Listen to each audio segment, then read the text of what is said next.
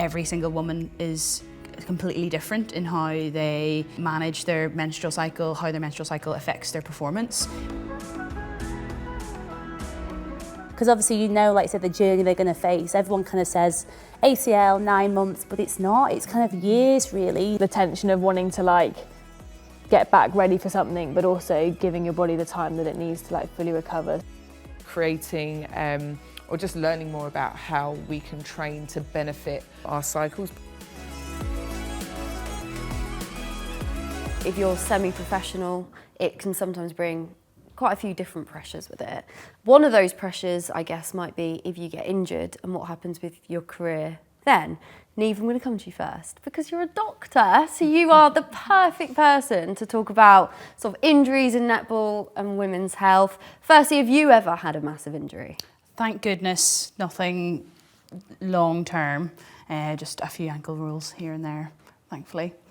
They can obviously derail someone's career completely. Have you ever witnessed that? Oh, unfortunately, yeah, I have. You know, obviously, if you've been in the netball environment for several years, it is the downside and the unfortunate thing that you do see happen quite often.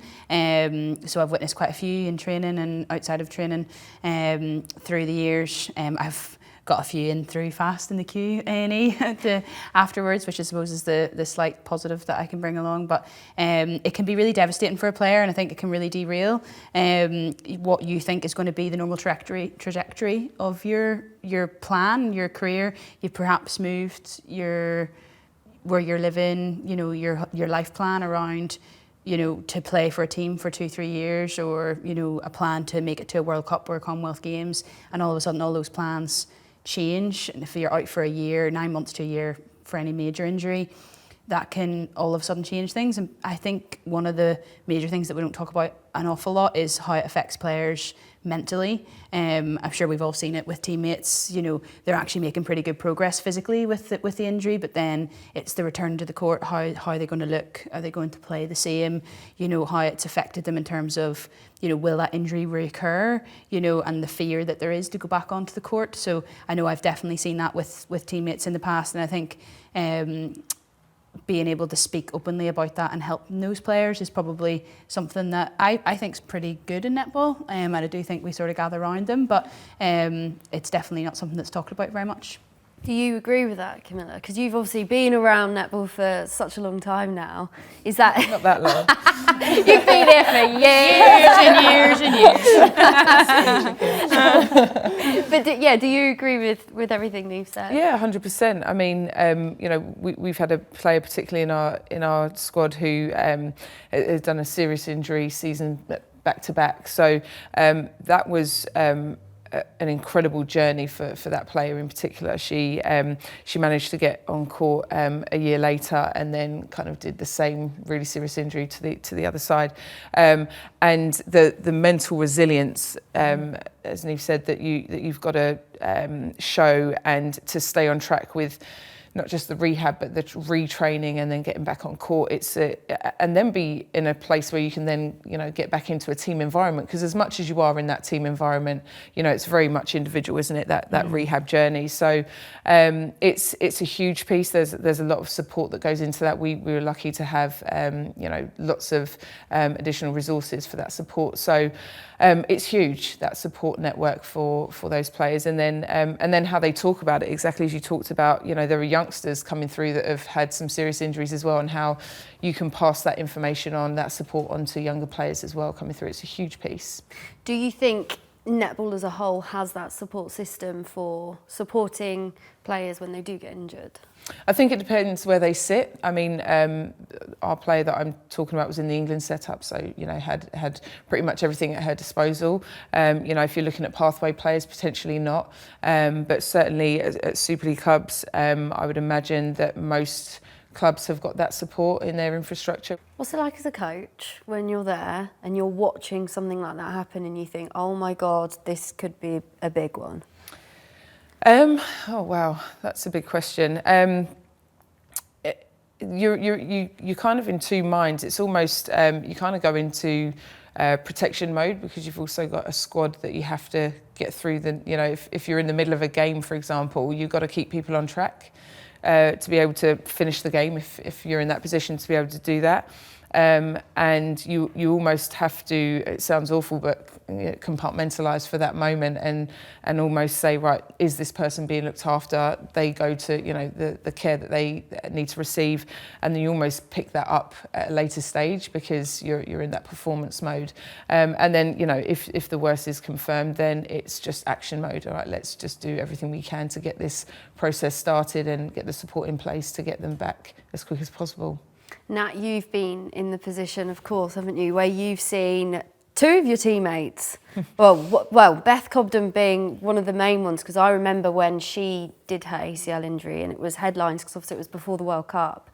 That must have been such a horrible moment to witness a friend go through an injury like that. Yeah, it was horrendous. And I think, like Camilla said, I think at the time with that injury, I think you kind of just go into overdrive as a player. And like you say, you're thinking at the time we were in a grand final, you're trying to perform.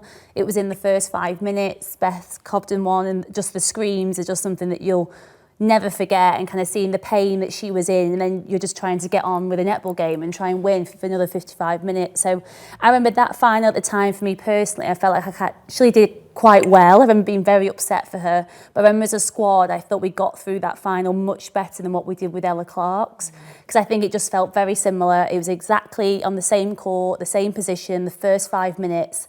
And it kind of just felt like deja vu, like, why is this happening to us again? We felt like we were in a good spot.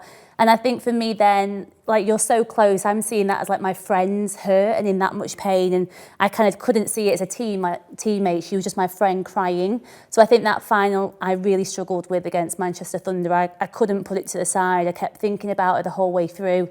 I kind of remember looking at the bench thinking, take me off, because mentally I just couldn't focus about anything. And actually the young ones for us at Lightning were amazing that day. They just stepped up, kind of dragged us older ones along and kind of got us through that game. But I just remember thinking, I'm just so proud of how we've just rallied together, and it was obviously not the final we wanted it to be, but kind of seeing your friends in that pain is just something you can't prepare for. You prepare for everything for those finals and to make sure you're in the best shape and form and all the tactics, and you just physically can't plan for that and that emotion that you're going to feel. And then, because obviously you know, like I said, the journey they're going to face, everyone kind of says ACL, 9 months, but it's not. It's kind of years, really. You know, a lot of the girls have done 1 or 2 and they've still got niggles and things going on 3-4 years later that they're still trying to manage and still perform. So for me, you just know that they've got that journey coming up, and obviously such hard work for them to deal with. How did you support them on that journey? Oh gosh, I hope I supported them well. I think you just try and be there, listen to them, whatever they need, you know, cuddle, chocolate, flowers, whatever it is at the start. And I think that's the bit where everyone really rallies around them. But for me, it's kind of the weeks and months later, you know, when kind of people, I suppose, do forget and people get on with the playing every week, and then they kind of forget that those players are there. It's making sure then they feel connected. You know, they've had the operation, they're doing the rehab, maybe in isolation. How do we support them then? How do they feel involved? Do they want to be in video? Do they even want to be there? Some of the girls, splashing there, sorry. Some of the girls are like, I can't even be there, can't be on the court, I can't watch you all train. Some of them can't watch netball for a while because obviously any landing then makes them feel uncomfortable, and it's kind of mentally them having faith again with their bodies. So everyone's so different, and I think it's making sure as players that we listen to them, we find out what they need, what support network there is, and making sure as franchises and as teammates we just do the best that we can. Ellie, you've been in a situation before, haven't you, where you had a little bit of an injury when you were playing for England under-19s, is that right? Yeah. That must have been hard. Yeah, that was on one of the tours. We had the first leg in New Zealand, and we were going to Australia after. And I felt like I was playing quite well. I was really enjoying it, and then, just kind of like did my ankle. Nothing like major. I was in a boot and out for a couple of weeks and stuff like that. And I think what was hard about that was, you know, you're going on to that second leg, and then, like you say, you're watching all your friends play and like having a great time, and you know, that's at that age as well, that's like the highlight of your like year, is like going and doing something like that. So that was definitely difficult, and I think the hardest part was kind of coming back, and we had trials for like under 21s, and like trying to get back to that in time, and rushing that, and then being at trials and not being able to play you know, properly was heartbreaking really, and affected like selection and stuff. So that definitely kind of trickled on. So I think the tension of wanting to like get back ready for something, but also giving your body the time that it needs to like fully recover so that you can actually put the best foot forward when you're on court is definitely difficult to manage like now, and also obviously when you're younger and it's kind of the first time it's happened to you. We spoke a lot about how mentally it's really difficult, but when you're adding into that sort of, you're starting your career up and you're sort of going on that upward trajectory and you've got trials and stuff like that and you can't compete, how did you keep yourself positive, I guess, during that time? Yeah, I think, well, when like selection didn't go the way I wanted and I was still like, okay, now I've got time to sort of recover from my injury and like do the proper rehab and all that kind of thing. It was basically just trying to get motivation from things not going the way I wanted, to be like, okay, like, no, you've got to stick to doing this because this is the outcome that you're aiming towards. But within that, also kind of knowing that netball's not like the be all and end all of life, and where else do you get your cups filled outside of that, and so making sure, actually that was actually also a great time in my life because I got to like enjoy university and I got to enjoy like more of a social life than I probably would have normally had at that point. So there's definitely benefits that came from that, obviously, whilst also having heartbreak of not being in that England under-21s team and stuff. But yeah, it was kind of sort of a balance between the two. And looking back, I learned a lot about myself and kind of knowing that netball isn't why I'm here. It's something to enjoy and not to like put on a pedestal. Maybe it's a positive thing. Then. Yeah, 100%. You got that break, 100% it like forced was, yeah. you to sort of have 100%. that break, and now look at you in the England contract situation, thriving. Yeah, we like to hope so. Maybe it's just a start. Like to hope so. No, you are. So we've covered sort of injuries a little bit. Let's talk about sort of other women's health. In that is periods are an issue, and we spoke in one of the other episodes, Niamh, about sort of contraception. Is that conversation happening a lot? Do players sort of talk openly about that? I know for sure that now, whether or not it's definitely around contraception as a topic in itself, but around periods, and there definitely been a big drive, I know, through the NETBALLHer, that's been talked a lot more over the last, I would say, year to 18 months. I definitely know that that's something that has been sort of a hot topic, if you like, and I think that's great, because I think like every single woman is completely different in how they manage their menstrual cycle, how their menstrual cycle affects their performance. We know that there is like emerging scientific research to say that there is benefits when you're on your period, off your period, different times of your cycle, in terms of how strong you can be and how you can physically recover after matches. And I know there is some links obviously with injury. I don't know how strong they are in the science and stuff, but I do know that there has been a lot of people, and I definitely know a few of my friends that have done ACLs and stuff, they've sort of come out and said, well, I was on my period when that happened. And whether or not there is a strong scientific link or not, it's definitely something that needs to be looked into more. Even you look at the female footballers, Arsenal women and the England footballers, like how many of them did their ACL in the last year alone? Like there was lots. So how are we training appropriately as women for being women? Or are we just following similar strength and conditioning programs and regimes based around probably what men have done for a lot of years preceding us? I think we have that less than them because we are sort of female dominated and leading sport. But is everything adapted properly for us? And I think we're making strides. I think with the NETBALLHer, and I know earlier Nia Jones talked a little bit about how the MPA have put out things like the pelvic health screening and stuff like that. That's something that I have never thought about before and was nearly taboo. I'll be honest, a couple of the answers, I definitely lied, and it still came back a big red flag, which is worrying. But a couple of my friends have went on to have babies, and they have issues with that, and they don't talk about it because it's taboo. And maybe if there's something we could do now in terms of adapting our strength and conditioning, doing our pelvic floor exercises, it's not very sexy to talk about that, but and it's far cooler to say I've done a 100 kg squat. But is it something that's going to actually improve our life after netball and actually while we're playing as well? I think so. Camilla, you've been nodding a lot during that. Didn't realise, yeah. You were like, yeah, totally agree. Something that I realised that you were really nodding at was when Niamh was sort of comparing training and talking about, I guess, our women's sports sort of altering their training correctly. Yeah, so I guess one thing that really hit home was we know this across so many industries that a lot of what we follow is based off of research done on men, right? So we've probably been following training programs and stuff that have been designed by men for men. Now I know that that's changed a lot in the last few years, but certainly in terms of women's health and our cycle, something that I've only really come to light in the last few years is the phases of our cycle and how each one really does require something so different. And obviously we're in a sport that you can't not train for a week because you're in a certain phase, but certainly how can we adapt that? I think the way that we track is really important to that. You guys have PDMS that they where they input information, but again to have all of this data, everybody's got to do it. You can't. It's not a small group of people being able to do it to get all the data. So I think the way that we're tracking this information is going to be really crucial to how we push forwards with creating or just learning more about how we can train to benefit our cycles, because ultimately that's the most important thing. If we can, similar kind of thing, I've got a player that has done a calf injury at the same time in her cycle 4 times. So there's absolutely something in it. We know that, but it's how do we track it? How do we collect the information, and how do we build something that kind of works for a sport that's got so many variables that if it's different when it's something like athletics. You're running in one direction in one event.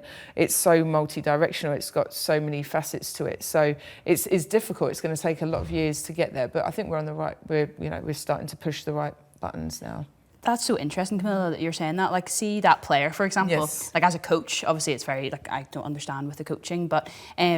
If you've known that information, is there benefit to knowing that information? Can you adapt training for her at that time of the cycle? Yeah. Or is that very difficult to do? So one thing we've looked at is triggers. So she's very aware of her body and knows when there are certain feelings coming on. So and we have started to be able to look at, all right, where is this in your cycle? Right, we know that this happened last time. So actually let's back off a little bit off of that.